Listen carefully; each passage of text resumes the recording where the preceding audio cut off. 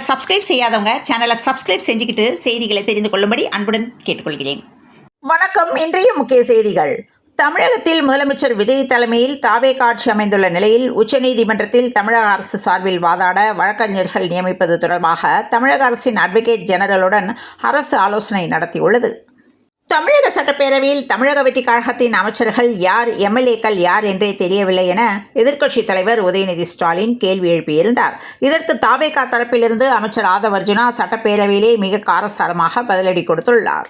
இந்த விவாதம் தற்பொழுது அரசியல் வட்டாரத்தில் பெரும் பரபரப்பை ஏற்படுத்தியுள்ளது. உதயநிதி ஸ்டாலினின் கேள்விக்கு பதிலளித்து பேசிய அமைச்சர் ஆதவ் அர்ஜுனா, தாவேகா சார்பில் வெற்றி பெற்று மக்கள் பிரதிநிதிகளாக வந்திருப்பவர்கள் யாரும் பண்ணையாரின் பிள்ளைகளோ அல்லது மன்னராட்சியின் வாரிசுகளோ அல்ல என்று அதிரடியாக தெரிவித்துள்ளார். மாறாக ஏழைகள், எளிய மக்கள், சமூகத்தில் சாதி மற்றும் மத ரீதியாக பலமற்ற விளிம்பு நிலை மனிதர்கள்தான் இங்கு பிரதிநிதிகளாக அமர்ந்துள்ளனர் என்று அவர் சுட்டிக்காட்டியுள்ளார். தொடர்ந்து பேசிய அவர், பாரம்பரிய அரசியல் பின்னணி இல்லாததால் எங்களுடைய பெயர்கள் உங்களுக்கு தெரியாமல் இருக்கலாம் எனவும், ஆனால் தமிழகத்தில் உள்ள பெண்களுக்கும் இளைஞர்களுக்கும் ஏழை எளிய மக்களுக்கும் எங்களின் பெயர் நன்றாகவே தெரியும் என்று நெத்திடியாக பதிலளித்துள்ளார். விசிகாவின் தமிழ் தேசிய எழுச்சி மாநாடு கட்டுக்கடங்காத கூட்டத்தால் பாதியிலேயே கைவிடப்பட்டதும், அந்த கூட்ட நெரிசலுக்கு மத்தியிலும் தாவேகாவுடன் இணைந்து பயணிப்போம் என திருமா அறிவித்திருப்பதும் பெரும் பேசுபொருளாகியுள்ளது. தமிழக முதல்வர் ஜோசப் விஜய் தலைமையிலான அரசு மீது வீதி லீடர் அமைப்பின் நிறுவனர் அண்ணாமலை முன்வைத்துள்ள விமர்சனங்கள் தமிழக அரசியல் மற்றும் சமூக வலைதள தளங்களில் புதிய விவாதத்தை கிளப்பியுள்ளன. ஆளுங்கட்சியின் அதிகார போதையில் எதிர்கருத்துக்களையும் மக்களின் விமர்சனங்களையும் அலட்சியப்படுத்துவது ஜனநாயகத்திற்கு ஆரோக்கியமானதல்ல என்று சுட்டிக்காட்டியுள்ள அண்ணாமலை, கடந்த ஒரு மாதத்தில் மட்டும் மாற்று கருத்து தெரிவித்த 25க்கும் மேற்பட்டோர் மீது வழக்குகள் தொடரப்பட்டிருப்பதாக கவலை தெரிவித்துள்ளார். முதல்வர் என்பது ஒரு கட்சிக்கு மட்டுமல்லாது ஒட்டுமொத்த மாநிலத்திற்குமானது என்பதால் சிறிய விமர்சனங்களுக்கு கூட கைது நடவடிக்கை எடுக்கும் போக்கை தடுத்து ஜனநாயக குரல்களுக்கு உரிய இடம் அளிக்க வேண்டும் என்றும் அவர் வலியுறுத்தியுள்ளார். சட்டப்பேரவையில் முதல்வர் வரும்போது எழுந்து நிற்க வேண்டுமா என்ற கேள்வி இன்று சட்டசபையில் விவாதமாக எழுந்துள்ளது. இதையடுத்து சட்டப்பேரவையில் முதல்வர் வரும்போது உறுப்பினர்கள் எழுந்து நிற்பது கட்டாயமில்லை, அது அவரவர் உரிமை என சபாநாயகர் ஜேசிடி பிரபாகர் தெரிவித்துள்ளார். நாடு முழுவதும் பதவி வகிக்கும் 14 மாநிலங்களின் முதலமைச்சர்கள் மீது பல்வேறு குற்றவியல் வழக்குகள் நிலுவையில் இருப்பதாக உச்சநீதிமன்றத்தில் தாக்கல் செய்யப்பட்டுள்ள புதிய அறிக்கையில் சுட்டிக்காட்டப்பட்டுள்ளது. தெலுங்கானா முதலமைச்சர் ரேவந்த் ரெட்டி மீது அதிகபட்சமாக 89 குற்றவியல் வழக்குகள் நிலுவையில் உள்ளன. தமிழக முதலமைச்சர் விஜய்க்கு எதிராக 2 வழக்குகள் நிலுவையில் இருப்பதாக அந்த அறிக்கையில் தெரிவிக்கப்பட்டுள்ளது. நாடு முழுவதும் உள்ள எம்பிக்கள் மற்றும் எம்எல்ஏக்களுக்கு எதிராக மொத்தம் 4192 குற்றவியல் வழக்குகள் பல்வேறு நீதிமன்றங்களில் நிலுவையில் உள்ளன. பாகிஸ்தான் முன்னாள் பிரதமர் இம்ரான்கான் பல்வேறு குற்றச்சாட்டுகளில் சிறையில் உள்ளார். இவருக்கு சிறையில் உடல்நலக்குறைவு ஏற்பட்டிருப்பதாகவும் உடனடியாக மருத்துவமனைக்கு மாற்ற வேண்டும் என்றும் அவரது ஆதரவாளர்கள் கேட்டிருந்தனர். இந்நிலையில் இதற்கான உத்தரவை தற்போது அந்நாட்டு உச்சநீதிமன்றம் பிறப்பித்துள்ளது. தமிழக அரசியல் களத்தில் புதிய பரபரப்பை ஏற்படுத்தும் வகையில் வடமாவட்டத்தை சேர்ந்த திமுக சட்டமன்ற உறுப்பினர் ஒருவர் தனது பதவியை ராஜினாமா செய்துவிட்டு தாவேகாவில் இணைய உள்ளதாக தகவல்கள் வெளியாகியுள்ளன. இதுகுறித்த பேச்சுக்கள் அரசியல் வட்டாரங்களில் வேகமாக பரவி வருகின்றன. இதையடுத்து கட்சி தலைமை உடனடியாக தலையிட்டு நிலைமையை கட்டுக்குள் கொண்டு வரவும் தேவையான நடவடிக்கைகளை மேற்கொள்ளவும் முதலமைச்சர் மு.க.ஸ்டாலின் உத்தரவிட்டுள்ளதாக கூறப்படுகிறது. இதனால் திமுக எம்எல்ஏ தொடர்பான இந்த தகவல் தமிழக அரசியல் வட்டாரத்தில் கூடுதல் கவனத்தை பெற்றுள்ளது. இருப்பினும் அவர் உண்மையில் பதவியை ராஜினாமா செய்து தாவேகாவில் இணைய உள்ளாரா என்பது குறித்து இதுவரை அதிகாரப்பூர்வ உறுதிப்படுத்துதல் வெளியாகவில்லை என்ற தகவல் வெளியானது. பெங்களூரு சாம்ராஜ் நகர் துப்பாக்கி சூடு சம்பவம் தொடர்பாக தமிழக தலைவர்கள் யாரும் பிற மாநில நிர்வாகத்தில் தலையிடக்கூடாது என்று கர்நாடக முதல்வர் டி.கே. சிவக்குமார் கூறியுள்ளார். மாநகர போக்குவரத்து கழகத்தில் பணியாற்ற ஆட்களை நியமிக்க வேண்டும். இதற்காக உத்தரப்பிரதேச நிறுவனத்திற்கு தமிழக அரசு கான்ட்ராக்ட் விட்டுள்ளது. இதற்கு தாவேகா ஆட்சி அமைய ஆதரவு கொடுத்த மார்க்சிஸ்ட் கம்யூனிஸ்ட் கட்சி கடும் எதிர்ப்பு தெரிவித்துள்ளது. தனது மகளுக்கு தவறான சிகிச்சை அளித்து எழும்பூர் குழந்தைகள் நல மருத்துவமனை மருத்துவர்கள் மீது நடவடிக்கை எடுக்க கோரி ஆவடியில் உள்ள தலைமை காவலர் கோதண்டராமன் பல இடங்களில் போராட்டம் நடத்தி வந்த நிலையில் பொதுமக்கள் இயக்கத்துடன் சேர்ந்து தலைமை காவலர் கோதண்டராமன் சிவானந்தா சாலையில் ஒருநாள் உண்ணாவிரத போராட்டம் நடத்த திட்டமிட்டுள்ளார். ஆனால் அதற்கு சென்னை காவல்துறை அனுமதி மறுத்துள்ளது. இதனால் இன்று சென்னை காவல்துறை ஆணையர் அலுவலகத்தில் அனுமதி கேட்டு பொதுமக்கள் இயக்கத்துடன் தலைமை காவலர் கோதண்டராமன் தேசிய கொடியுடன் வந்துள்ளார். இதனால் அங்கு போலீஸ் பாதுகாப்பு போடப்பட்டது.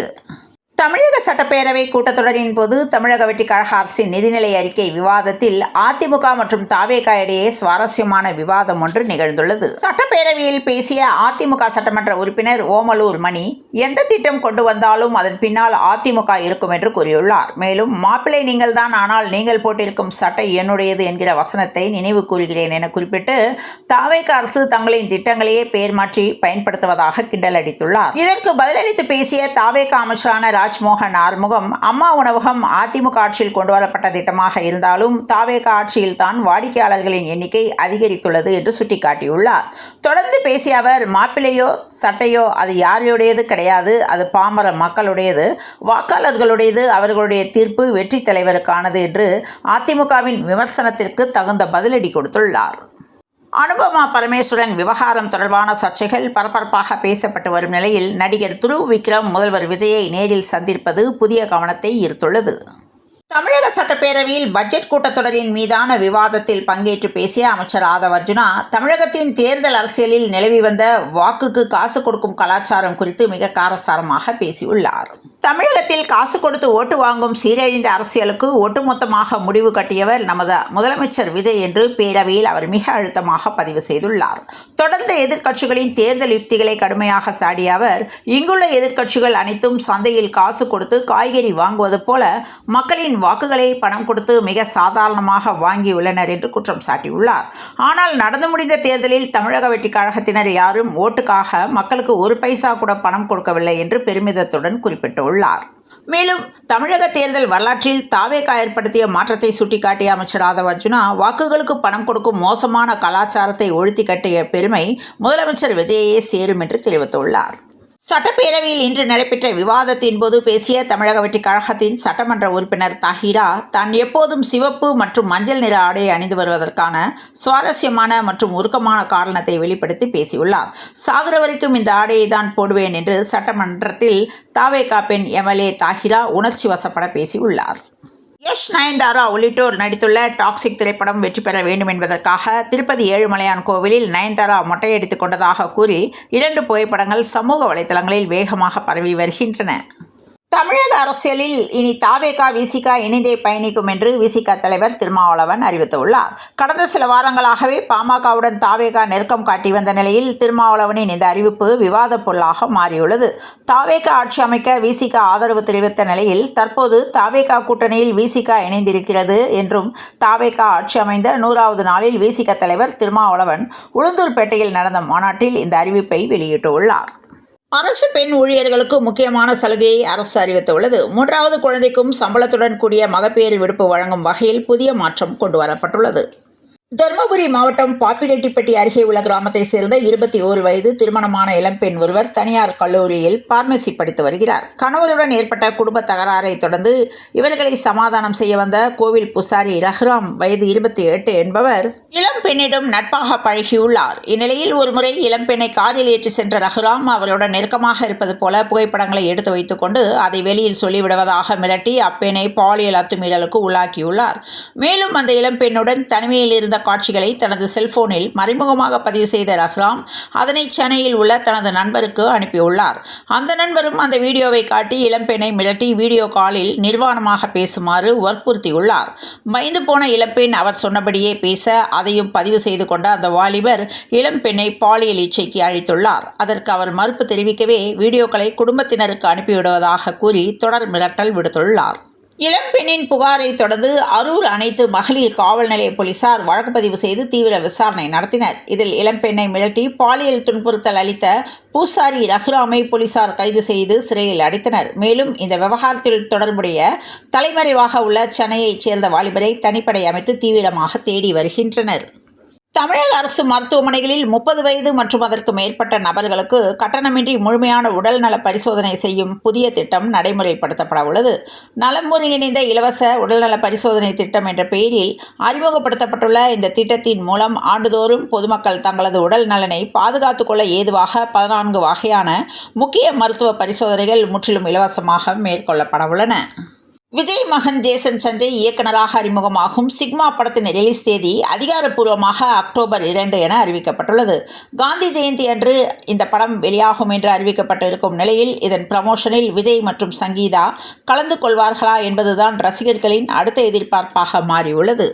சுதந்திர தின சர்ச்சையை தொடர்ந்து விஜயின் பெற்றோரே எந்த கவலையும் இல்லாமல் இயல்பாக இருக்கும் சூழலில் நாம் கவலைப்படுவதில் அர்த்தமில்லை என்றும், சங்கீதா மற்றும் அவரது பிள்ளைகளுக்காக பரிதாபப்படுவதை விட நம்மால் வேறு எதுவும் செய்ய முடியாது என்று மூத்த பத்திரிகையாளர் சேகுவாரா கருத்து தெரிவித்துள்ளார். மேலும் சுதந்திர தின நிகழ்ச்சியில் வரவேற்பதே த்ரிஷாதான் என்றும் SAC ஷோபாவின் முகத்தில் மகிழ்ச்சி காணப்படுகிறது. கடுகளவும் அந்த சந்தோஷம் குறையவே இல்லை. இதில் நாம் எதற்காக மண்டையை போட்டு உடைத்துக் கொள்ள வேண்டும் என்று அவர் கருத்து தெரிவித்துள்ளார்.